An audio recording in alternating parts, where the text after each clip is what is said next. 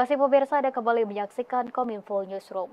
Pemirsa, Kementerian Energi Sumber Daya Mineral bersama Bako Humas menggelar forum tematik dengan tema Cirata Mendunia Membangun Reputasi Global Kejar Target Net Zero Emission. Melalui kegiatan ini, Kementerian SDM bersama Bako Humas bersinergi menggaungkan isu transisi energi sebagai upaya mewujudkan target zero emission tahun 2060.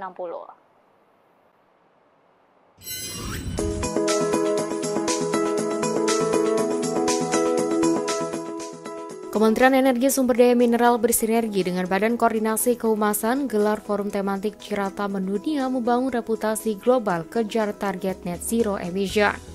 Saat ini pemerintah terus berupaya mengakselerasi transisi energi di Indonesia melalui berbagai program pembangunan infrastruktur energi bersih.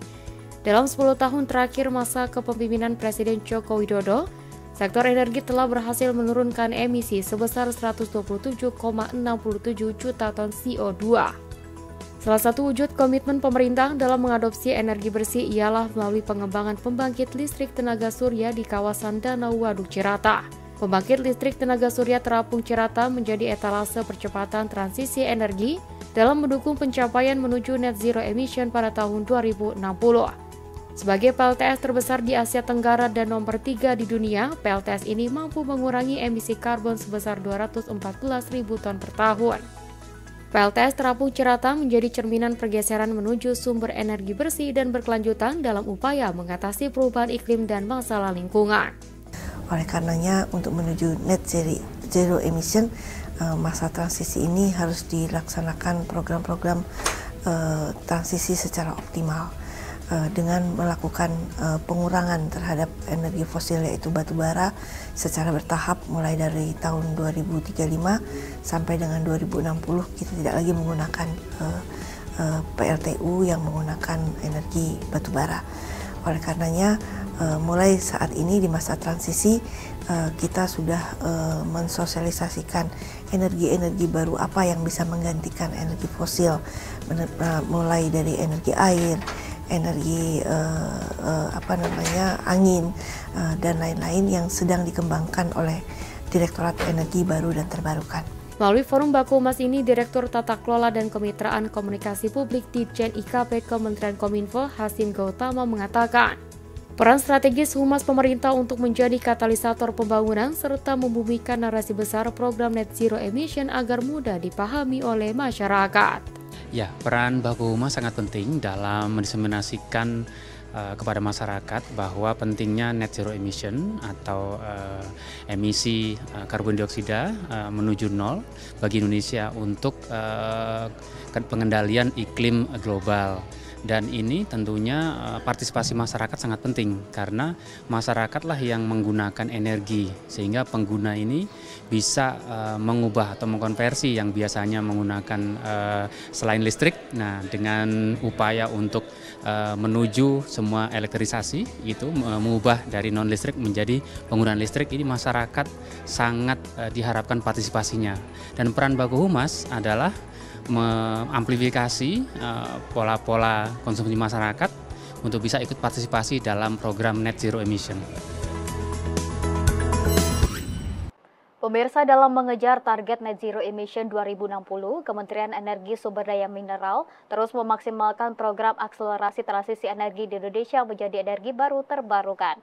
PLTS Terapung Cirata sebagai PLTS terbesar se-Asia Tenggara dan ketiga di dunia menjadi salah satu solusi pemerintah Indonesia dalam mengatasi perubahan iklim dan masalah lingkungan menuju energi yang lebih berkelanjutan.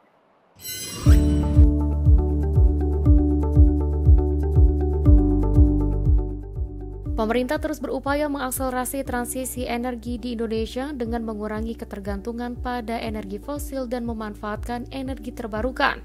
Salah satu yang terus dikembangkan saat ini adalah memaksimalkan potensi perairan di Indonesia.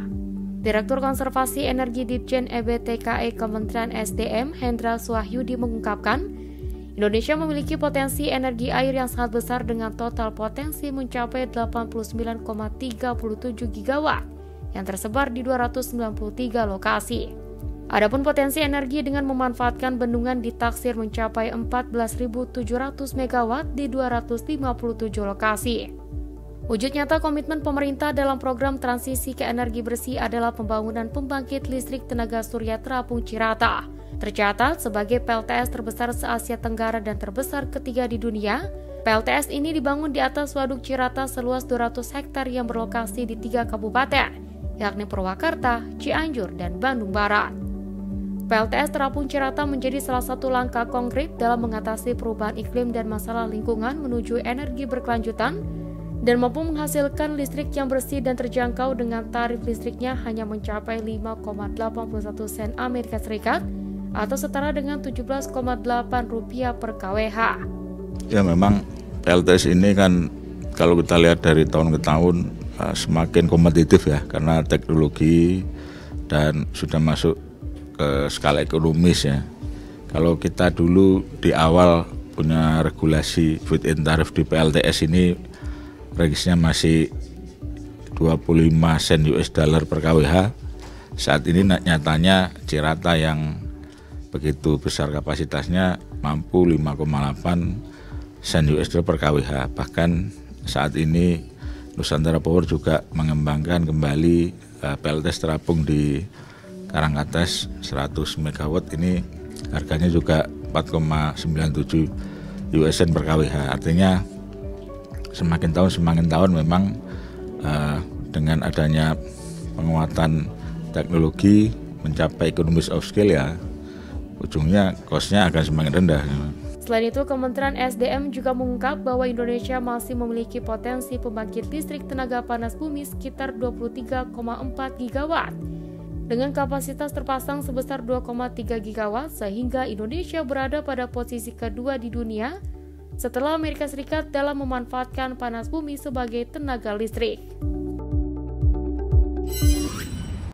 Pemirsa, kita beralih ke informasi terkait PON 21. Sebanyak 569 tenaga medis disiagakan untuk mengawal dan memberikan fasilitas kesehatan kepada para atlet, ofisial hingga pendamping dalam gelaran PON 21 Aceh Sumut 2024. Setiap venue terdiri dari 3 tim medis yang dilengkapi mobil ambulans dan staf fisioterapis.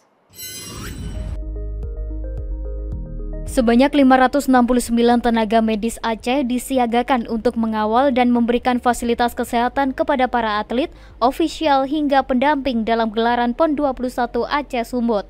Salah satu dokter yang bertugas di cabang olahraga tenis Rika Nandasari menyebutkan, pada setiap venue terdiri dari 3 tim yang terdiri dari 1 dokter dan 2 perawat. Tak hanya itu, pada setiap venue juga disiagakan staf fisioterapis dan 1 unit ambulans. Tidak hanya menangani atlet yang cedera, setiap harinya tim medis yang bertugas di berbagai venue juga memberikan pelayanan cek kesehatan untuk para atlet. Kalau di lapangan biasanya ada atlet-atlet yang cedera, biasanya ada 5 kasus sampai 7 orang gitu. Nah, kalau di ruangan sendiri yang datang ke tempat biasanya bervariasi, setiap harinya ada 8 sampai 10 orang.